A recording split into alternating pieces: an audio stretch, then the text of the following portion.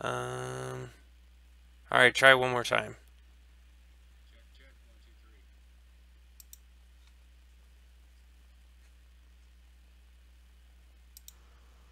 All right, try now. Check, check, 1, 2, 3. There we go. Now they'll be able to hear us on the stream, on the Not video. sure if that's good or bad. Me neither, but it's there. It's not for us So to decide. that is right. All right, well, you ready to rock and roll with this thing? Let's do it. All right, here we go in 3, 2, 1.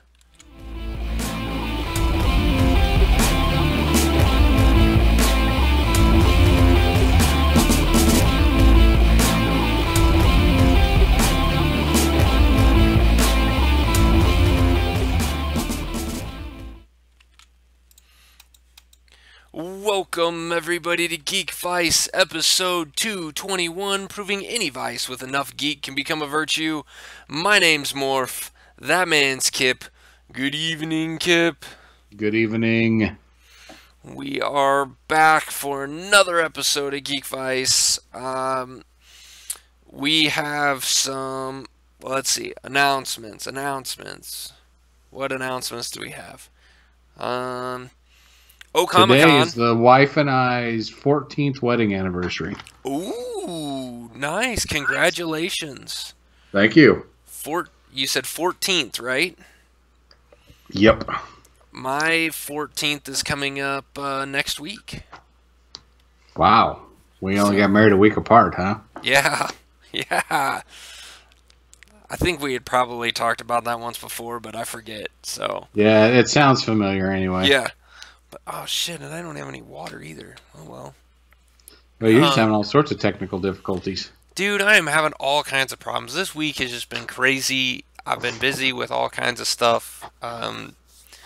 This is the week that my kids don't have school, but they also don't have their summer program hasn't started yet. So it's been back and forth with trying to figure out what I'm going to do with them each day and making sure I could still get my work stuff done. And, you know, if I didn't have a job, this would all be a lot easier. Yeah, that's for no kidding. I tell people that all the time. This working for a living stuff has got to stop. Yeah. Yeah, I mean if I could just do like these podcast things all the time and I just worked out of my house, this would make my life so much easier. Yeah, the wife and I watched a speed run of some guy playing Bloodborne. He played the entire game in 34 minutes. Oh jeez. And yeah, it of course sparks the conversation. How many hours did this guy spend getting to know this game to be able to do that? Yeah. And then you realize by listening to him talk, this is his day job. He wakes up, he logs onto his computer, turns on his Twitch, and just plays video games, and people watch him, and he makes money. Yep. Yep. So he's not working for a living. Yeah. Yeah, and that's the, you know, it's I don't know. It's weird. I don't get it. There are a lot of people that do that stuff. I know some people, well, I know of some people, I follow some people, and you know, their Twitch thing is like their full-time it's like their full-time job, but it's also like their hobby, because then they have like part-time jobs where they do other things like, you know, do coding and create their own, you know, manage websites and that kind of stuff. And so, you know, Scott Johnson, who manages the Frog Pants Network, owns, I guess, the Frog Pants Network. He does art on the side. You know, he's an artist, so he does all these kind of cool art project stuff that he does for different things, commissions and things like that. And so that kind of supplements all the income that he makes from sponsorships and things like that for his podcast. It's like, it'd be really cool to be up there with those guys and be able to do that full Yeah, time. but then we'd have to be good at this.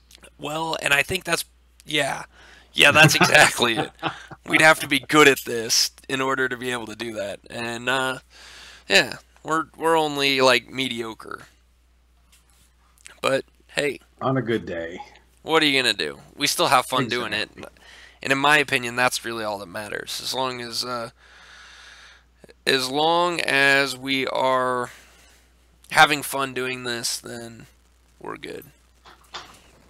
Well, that's the thing about doing something like this is it's fun and we've met some cool people. So Yeah, it's not all bad. that Even if we is aren't true. getting paid. That is true. So, I, this last week or this last weekend, I really didn't do anything super geeky except, except I did play. I finally got to try out the co-op for Civ 6. So I've had Civ 6 for quite a while, and I've played the single player, and I don't play a lot of multiplayer of any games because I don't usually get along with people very well. Um, People skills, yeah, none. exactly. But there's a guy at my work who, well, he's a kid. He's 12 years younger than I am, so he's a kid. Um, but he purchased Civ 6 when it came out, or here recently when it went down in price, and so he's like, "Hey, we should try this multiplayer thing," and I'm like, "Okay, well, let's give it a shot." So over the weekend, we loaded up Civ 6 and played a co-op multiplayer, and it was him and I on the same team against computer opponents, and we played once and got our ass kicked pretty handedly. So we're like, well, let's try again and learn from our mistakes, and started another one, and that one's actually going a little bit better. So it's kind of fun. It's kind of a different way of playing the game. Sparked a new interest in playing Civ 6 again. So, it's always kind of fun when you play a game a whole bunch and then you get away from it and somebody else gets back into it and you start talking to them and you're like, oh yeah, that's why I really like that game. And then you get back into playing it again. Kind of makes me feel good. So Yeah, I love though when that happens. it's like that's just kind of a fun little thing. And then the other thing I started doing over the weekend, this last weekend was Memorial Day weekend, and um, or me, I'm in the process of building a new computer to run all this stuff off of. And I've started purchasing the pieces. I've got a solid state hard drive sitting over on my shelf over here. And on Friday of this week, I will have the case will be delivered for the new computer. So once I get all the parts and everything in, I'll put something up on YouTube, do a little video of here's all the stuff that I'm using to build the computer, and um, hopefully that will mean things will run a little bit smoother. We'll have a little less technical difficulties because the computer is going to be a lot beefier than the computer I'm using now. So Sweet. So my computer will be the weak link. yes, but considering everything runs through this one, shouldn't be a problem. All right, good deal. But yeah, That's awesome. I can't wait for you to get that done. yeah, it's gonna be it's a pretty penny, but um, running a Well, if it's worth a darn, then it's going to cost you. yeah, that's exactly it, and it's gonna have a pretty beefy processor. I'm gonna put a Ryzen 7 processor in it, so it's a 8 core, 12 threads processor, so it's basically like running 8 processors at the same time. Nice. So yeah, that's gonna be everything that I've read. That means all this video encoding stuff that we have to do on the fly to do these podcasts and to do the Geekvice gaming stuff will all be able to be done on that computer without any problems and will actually work better. So It'd be like living a dream. yeah, exactly. Exactly. Living a dream. So, that computer build is in its part ordering phase. I'm trying to find the price, kind of catching up on deals. Memorial Day weekend had several deals, which is why I picked up the stuff that I did. And Well, so you yeah, spent your your sales money in a more fun way than I did. No. What'd you spend your money on? A new chainsaw and a new weed eater. You know, the weed eater, I don't know how you can turn into being fun, but the chainsaw could be a lot of fun. I'll let you know tomorrow night because I'm going to be ripping and tearing some stuff tomorrow. Just going to town, chopping down some trees, or... It is amazing how quickly these little saplings spring up this time of year. Oh, yeah. It's my neighbor came over the other day and he's like, you got a tree growing on the corner of your house. And it's like, I'm thinking, little bitty thing, you know, and he's just being a nice neighbor. I walked back to that thing is like 15 feet tall. It's like, that wasn't there last week, I swear. Yeah, that's awesome. That is awesome. Yeah, I got those. I got some of those trees popping up too. Yeah, it's the backyard has been a major project this summer or this spring. I hate calling it summer, but man, it's hot enough here in Kansas City that it's like summer. Yeah, it's awesome, but like, what was it, Sunday? I went out. We have this island in our front yard that's just overgrown with weeds, and it just needed to be just basically ripped up. All of it just torn back up. So I went out there with the weed eater, and my brand new weed eater, and I'm just going to town on this thing. I may have been outside 20 minutes. My shirt was completely soaked. Oh yeah, oh yeah. And sweat. It's like, this is good and bad because right? You're out there 20 minutes like, well, I'm completely sweaty, I could go in. You feel like you did enough because you're dripping in sweat. Yeah, that was yeah I had sweat dripping into the lens of my glasses. It's like, and I hate that. Yeah, feels like I've worked a lot. It's only been 20 minutes, but hey. Yeah, I was yesterday I needed to change the headlight in the low beam headlight in my car. And so, I mean, you know, that's not a very labor intensive process. It's not that big of a deal. Right. But I had to put a bandana on because the sweat was dripping off my head and hitting really close to the circuit box, the fuse box in my car, and I'm like, you know what, the last thing I need is for sweat to drip into the fuse box, cause something to short out, and me have to take this car in, all because I'm trying to change a light bulb. Like, this is ridiculous. It is too Morph had to get a new car because he can't change a light bulb. Right. Gosh, it was awful. But so I guess that means it was a good weekend to be in the air conditioning of a movie theater, which you did. I did. Okay, so I did two geeky things I'd like to talk about. But the first one we'll start off is I did see the Han Solo movie. And right off the jump, I'm going to tell you, I loved the movie. There's only been two movies in 2018 that I would go into the theater and see twice. First one's Deadpool 2. Second one is this Han Solo movie. Nice. So I see the movie Sunday or Mondays. The box office came in and it's disappointing. Yeah. And so I decided to kind of look around and see why people aren't going and seeing the movie. And a lot of their complaints are stuff that I didn't see in the movie. I think, not that I've met all these people and talked to them one-on-one, but I think people were preset to hate this movie before they ever saw it. Oh, and that's sad. Because a lot of people didn't go see it, and I talked to some Star Wars fans, friends of mine, and they went and saw it, and they're like, yeah, it wasn't that great. It's like, really?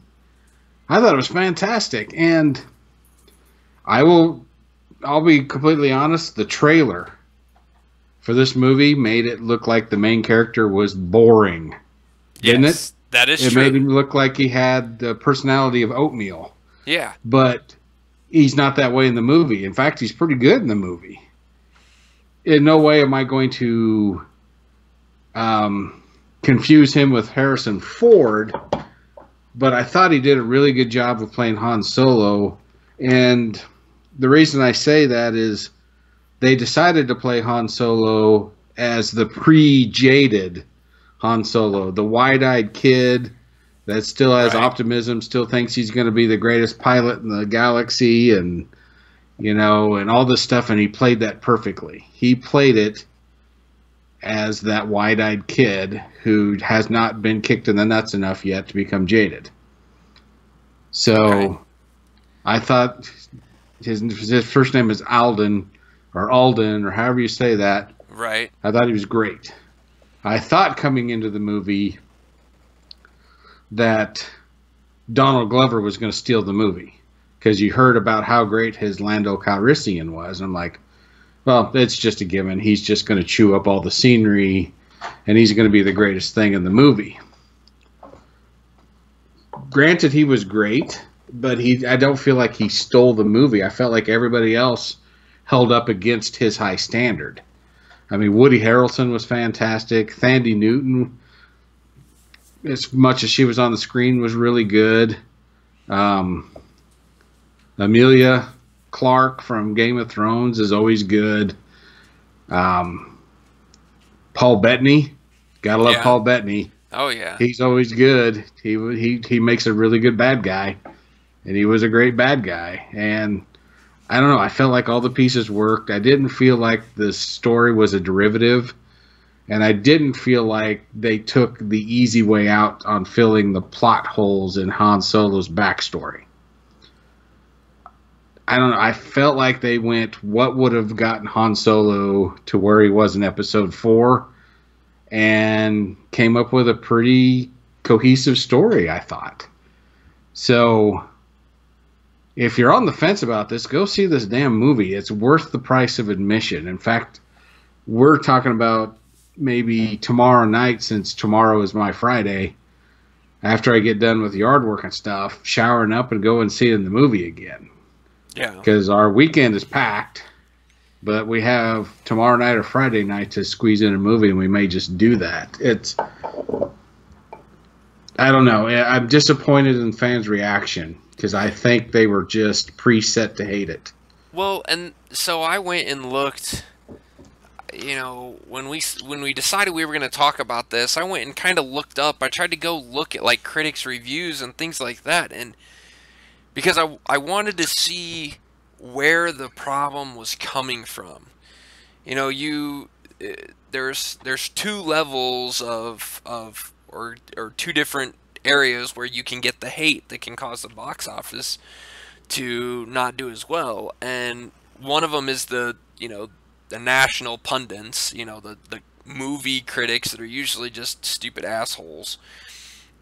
And then you got the fan reaction, and it was honestly, the critics all seemed to say, no, this was a really good movie. This is a well done, really good movie, and it's the fans that cause these numbers to drop. And to me, that's really interesting, and I almost feel like. I think you're right. I feel like it's the same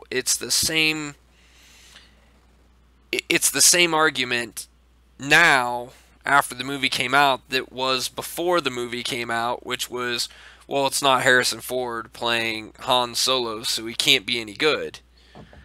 And it's almost like they didn't even give him a chance. It's almost straight verbatim. It's the same argument, and it's like, but that doesn't make sense when you have people, people like you.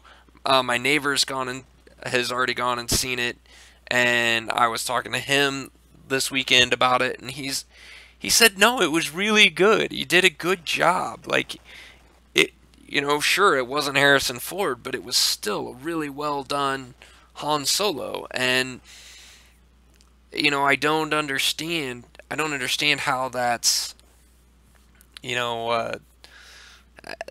how that can be hurting it like that. I don't understand why the critics. I was unable to find a legitimate person that was getting on there saying this is where this movie failed, like you could for so many others. I mean, X-Men movies or Marvel movies or DC movies or anything like that that has a big solid fan base. There's always a group that comes in and can give you a legitimate argument on, hey, these are the reasons why I didn't like this movie. I couldn't find anyone that could give those same kind of arguments that felt like they actually watched the movie. Yeah, and I had the same reaction. I wanted a legitimate reason. It's like, well, maybe I'm just too easily entertained, or there was something in canon that I wasn't aware of that was violated or something, but I did not find any of that. And one of the criticisms I'd read is somebody complained about the way they portrayed Han and Chewie meeting each other in the movie. And they complained that they wanted it to be Chewie saves Han's life, and they complained because it was Han saved Chewie's life. And I watched the movie; they saved each other's lives. Right? They had to work as a team to survive their situation, or honestly, Han's dead. Yeah. But it was Han's plan, so he also saved Chewie. So to me, it was a mutual, just like they are in all the other movies. They kind of this equal partner. Yeah. And it's a symbiotic somebody complained about that, and it wasn't there. And it's like, what did you watch? Yeah. Because it's not the same movie I watched. Right. Yeah, and I mean, the relationship between Chewie and Han has always been a symbiotic relationship. Like, one of them can't survive without the other one. They always needed, they needed each other. They leaned on each other. They each had their role to play, and that's it's mutually beneficial. Yeah, it's almost a bromance, really. Yeah. I mean, it is. Everybody wants to either have Chewie as a friend or Han as a friend. It's always been that way since Episode 4 came out. And they did nothing in this movie to change that. In fact, I think I like Chewie more now that I've seen this movie. Because now I know some background on Chewie, and it doesn't make Chewie make more sense than he did. It just makes me see Chewie as an actual social creature. Gotcha.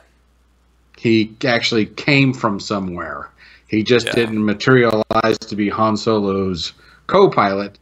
He actually came from somewhere, and there's a scene where Han finds out he's Chewie's 190 years old, and so Chewie's lived a long life before he even meets Han. So I finally got to at least get a glimpse of what that was, and it worked for me.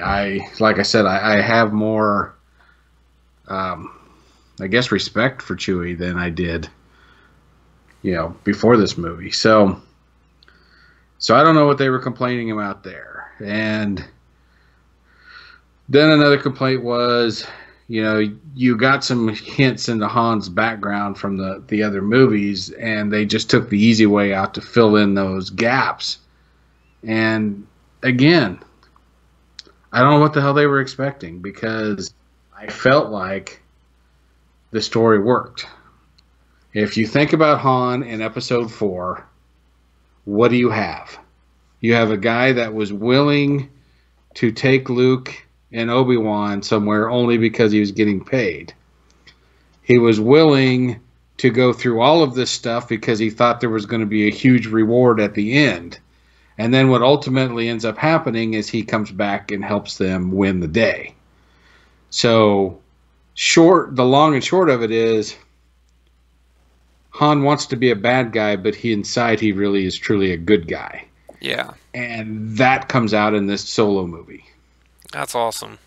Because there's even one part where Emilia Clarke says he's the good guy, and he's like, I'm not the good guy. I mean, he just does not want to be the good guy, but he is the good guy, and he does not want to be it. Oh, that's awesome.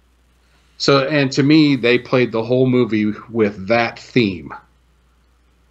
He joins a band that steals stuff for money, you know, and he ends up having to be heroic in this. And then he wants to do this and he wants to do that. And it's all for a reason that's altruistic.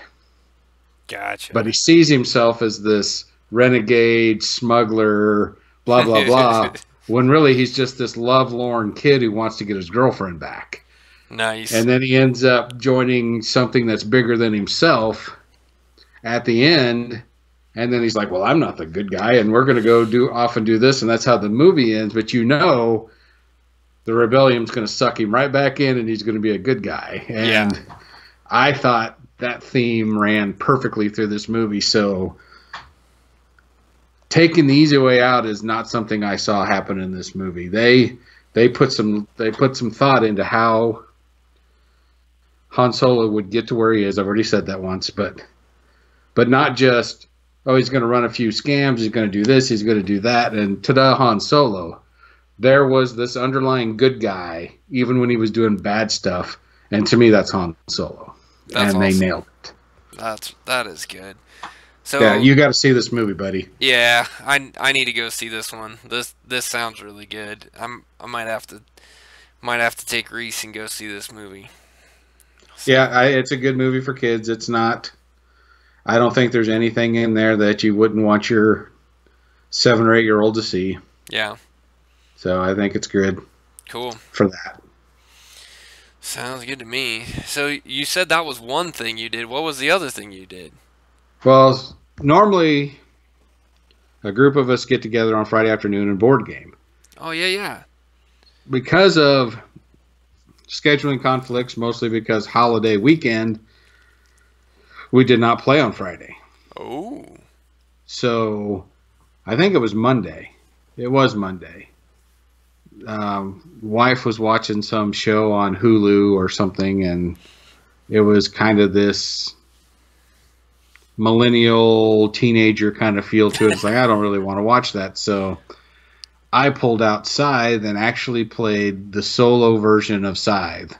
Nice. So solo is in the word of both geeky things I did this weekend. But yeah, so Stonemaier games come with an Automa. Mm-hmm. So you can play these games solo. And this is the first time I've tried it. They had everything planned out so perfectly that once you figured out what the heck was going on, it's like, this is kind of amazing.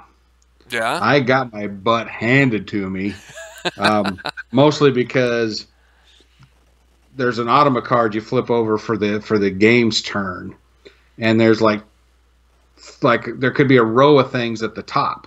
Mm-hmm. And I just did all of them, thinking that's the way it was supposed to be. And then when I went back and read the rules, I realized you start on the left and you work to the right until you find one that actually the AI can do. You do that and then you stop. Ah. So I was giving the AI more stuff to do than it should have gotten. Well, that explains why you got your butt kicked. Oh, it wasn't even close. He got all 6 stars, and I think I had 1. Oh, man. No, I had 3. That's right. I got the 3rd one on my last turn. But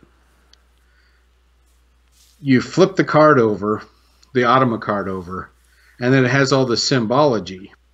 And then there's like a hand of cards that explains, if you just look at the symbology, you look at the card, and it gives you a step-by-step of what you do if that symbol comes up. Oh, nice. It is so seamless. I was just amazed. I got done. It's like, you know what? I lost, but I didn't care. I was having so much fun just seeing what the Automa was going to do. Yeah. It was, you flip the card over, you check your cheat card, you go through all the things, you figure it all out, and you got all done. You're like, okay, damn, he's really taking a lead on me. I better do something over here. But it really felt like you were playing 2 parts. But you only had to keep the strategy of one going. It was kind of this amazing seamless deal. You haven't played Scythe yet, have you? I haven't. No. So Scythe is got this big map, and it's like an area control plus resource management plus worker placement. It's got all these awesome components to it, and not only does the game look great and has awesome pieces and stuff like this, but the gameplay is practically intuitive. Yeah. You have your player mat. You move your pawn to what thing you want to do, and on that space, it tells you pretty much everything you can do. That's awesome. And so you're getting into the rules. The rule book is kind of thick and everything, and at first it's like, holy crap, learning this game is going to be a bear. But after a while, you realize everything is on my player mat. I don't really have to remember too many rules because it's right there. That's all. I think that's why Stonemaier has become my favorite publisher, because these games they're deep, but they're so easy to learn, so easy to play. Yeah. I could sit down with you and probably teach you how to play the entire game in 10 minutes. Oh, really? Yeah, the rules are that easy. That's impressive. That's impressive that a game that deep is that simple. Yeah. Simple is the wrong word, but can be taught so easily, like that you can pick up the pieces so easily. So I got a question for you on this solo playthrough type thing. Did you feel like when you got done that you could learn from like what the quote unquote game was doing? Or did it feel like you were just like that there wasn't necessarily a full strategy to what the game was doing? It was really just more the luck of the cards that were coming up on what they were. I'm going to say a little bit of randomness, even though you could argue that shuffling those cards and drawing them is completely random. Right. But so like movement. If you're moving a worker or a mech or your character, you start with the one furthest away from you. So if you're moving the games, what it wants you to do is take the territory, whatever territory you choose to play as yourself, pick the furthest one away from you to be the game's territory. Right. So on a move, you will take, let's say it's a worker, you'll take the worker that's closest to its home territory and move it as close to you or the factory space as it can get based on what's called a neighborhood. So neighborhood only comes in the solo play, but the board is hexes. So wherever they have a hex, the neighborhood is the 6 surrounding hexes around the one they control. Sure, yeah. So you move that to the furthest neighborhood you can get to that has the most territories held by the game adjacent to that hex, if that makes any sense. Yeah. So the first game you play is solo. It may be more on the right-hand side of the board where you place it. The next time you place it, it may be on the left-hand side. It because of these rules, it changes the way they move and take over territories. And then combat is pretty cool because if you're attacking them, it works pretty much, I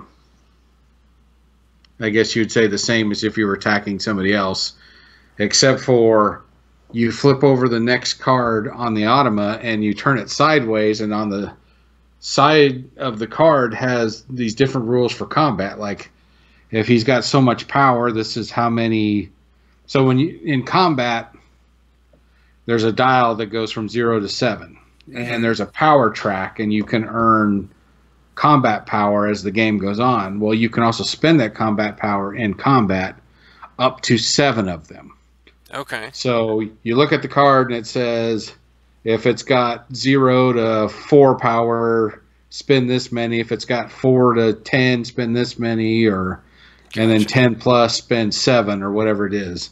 Mm-hmm. So you look at that, and that's how many power it spends.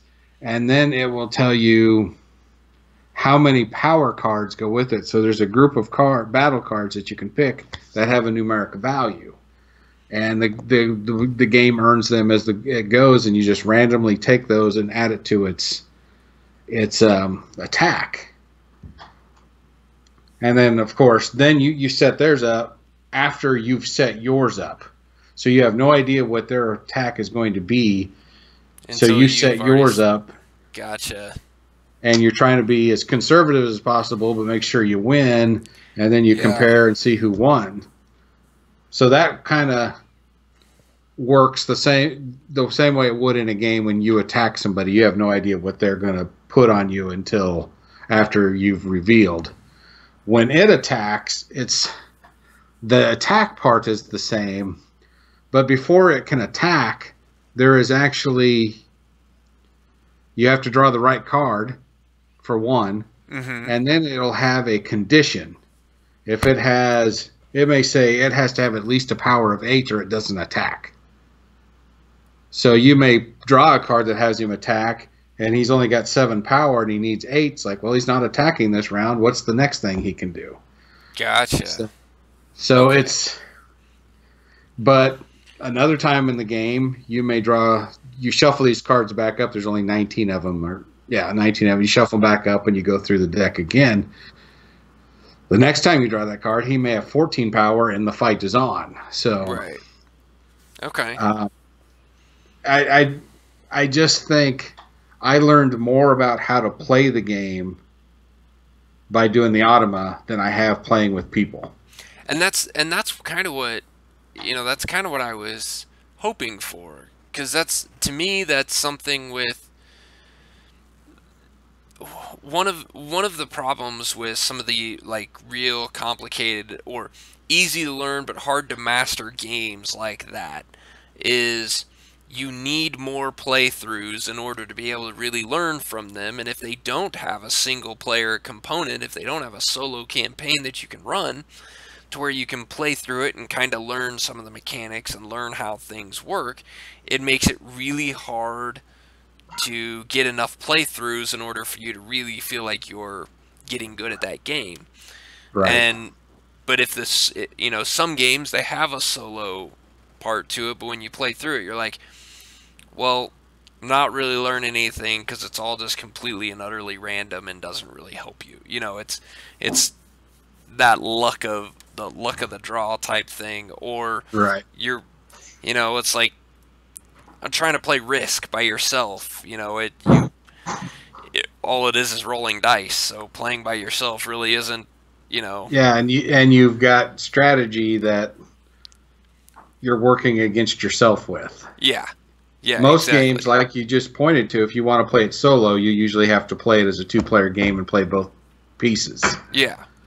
With this, you're playing as a 2-player game, but all the decisions on the one is determined by cards, and you are not creating any strategy for that player. That's really cool. And what's cool about it is there are also things on the card that they can only do if they're a certain faction. So, depending on where you sat at the table and what your faction is, totally determines what the game's faction is. That changes the gameplay as well. Huh. Because there's times you flip it over and go, oh, if he was the red faction, he would have attacked, but he's not, so we'll move on, and all he does is move a worker. But sometime you may play it where he's actually the red faction, you draw that card, it's like, fight's on. I mean, it just changes the game, and it's brilliant. I don't know much more I can say than the automa is pretty brilliant. In fact, I'm going to try to squeeze in another solo play this weekend. Plus, it's on my challenges list, so the more solo plays I get, the more chances I have of fulfilling the challenge of Scythe. But that motivation aside, I think I would continue to play this solo because it's a lot of fun. Yeah.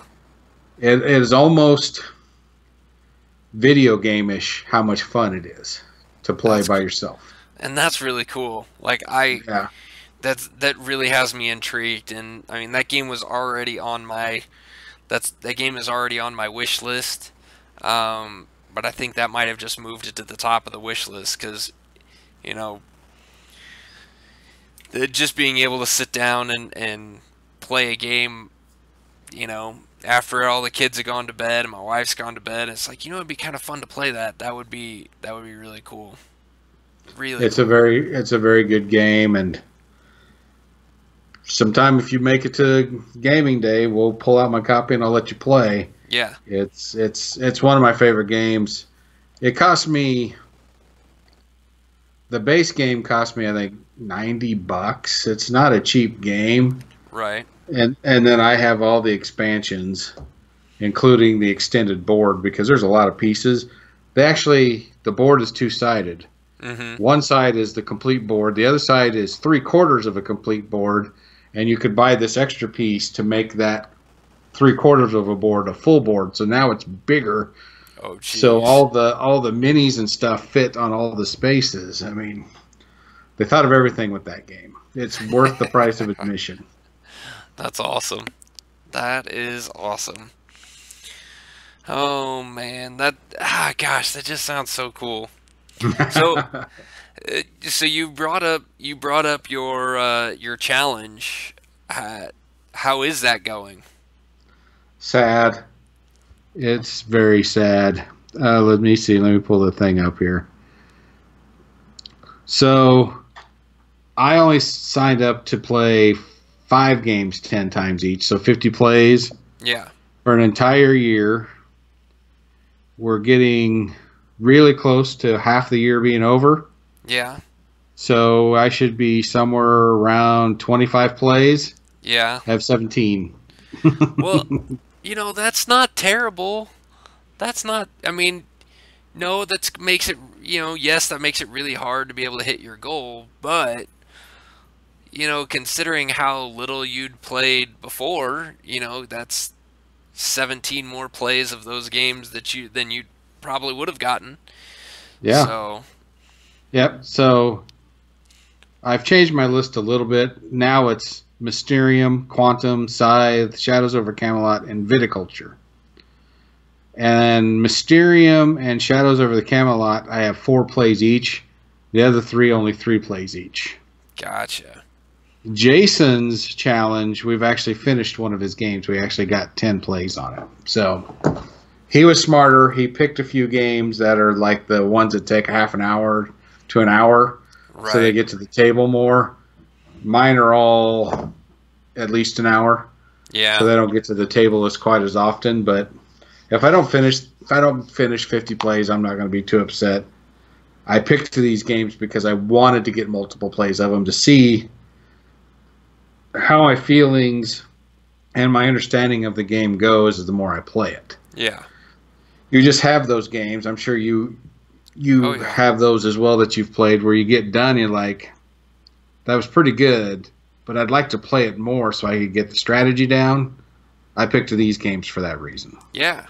No, that's it.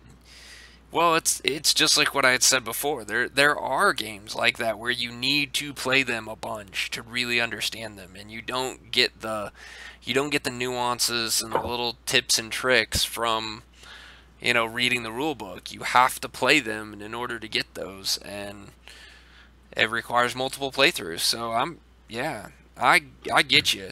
I feel you, man. And sometimes you read the rule and it doesn't make any sense till you play it. Yeah. And sometimes it doesn't make any sense till you've played it 3 or 4 times, like, oh, that's what that meant. Because you don't run into the situation until the 3rd or 4th play. It's like, oh, that's why it's written the way it's written. Otherwise, it breaks the game here, So, Yeah. so these are games I really wanted to get more intimately involved with. So as many places I can get in with them, I'm going to be happy with. Yeah, that sounds like a good idea. I think so. Good idea. Yeah. All right. Well, I think that is a good place to wrap this up. Eddie would be really mad at me if I did not mention Comic-Con coming up. Yes, he would. Tickets have gone on sale. Go check out the Comic-Con website. which I don't know off the top of my head. Oh, man. I know. Fail. I know. I'm terrible at this. I should have looked it up beforehand, but it was something I just thought of. It is www.ocomicon.com. There you go. Go check out ocomicon.com. And Comic Con is the full word comic followed by the full word con. So there is 2 C's there. Yeah, there's 2 C's side by side. Gotcha. Yep. So it's OCOMICCON. Comic Con. So you can go find out. There's whole weekend tickets. There's single day tickets. There's all kinds of stuff. So go check it out. Get what you need. Get your tickets. Go check out the podcast arcade while you're there. So. And we'll be there, so come see us. And while we're on that, you can also check out our blog at geekvice.blogspot.com. You can follow us at facebook.com/geekvice. Follow us on Twitter. That man over there at Kip Killigan. You can follow me at Geekvice. And, of course, you can always reach us by email at geekvice@gmail.com. Thanks, everyone, for listening to our ramblings, and we will see you next time. Later. This podcast is part of the Podcast Arcade Network.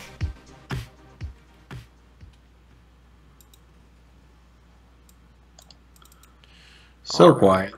Yeah, I don't know why it's so quiet.